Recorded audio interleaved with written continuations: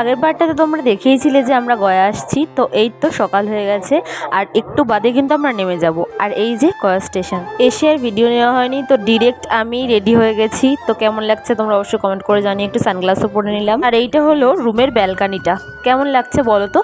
বাইরে থেকে কিন্তু ভিউটা দারুণ লাগছিল। আমরা ভোর 6টা 6:30 নাগাদ পৌঁছে গিয়েছিলাম। আর আজকের আউটফিটটা কেমন লাগছে তোমরা কিন্তু অবশ্যই কমেন্ট করে জানিও। ব্যাকগ্রাউন্ড সাউন্ডটা একটু প্রবলেম হবে, তোমরা একটু মানিয়ে গুছিয়ে নিও। মন্দিরে চলে এসেছিলাম আর আজ এখানে হচ্ছিল কঠিন চিবর দান। বুদ্ধ দেবতার এই নিয়ম আচার অনুষ্ঠান এগুলো আমার দেখতে বেশ ভালোই লাগছিল। বুদ্ধিস্টের একটা নিয়ম খুব ভালো, যে দান করা, ভগবানকে নয় মানুষদের দান করা। দান ধ্যান এগুলো সব পুণ্যের প্রতীক, এটাকেই এরা মানা হয়। আমরা ভগবানকে দিলে তো সেটা নিজেরাই নিয়ে নিই, কিন্তু এখানে মানুষদেরকে দেওয়াটাই ভগবান মনে করে। গোয়ায় এই সময় আসলে কিন্তু কোনো খাবারই কিনে খেতে হয় না, এখানে মন্দির থেকেই সব খাবার আমরা পেয়ে যাই। ছিল সকালের, বিকালের পার্টটা আসছে।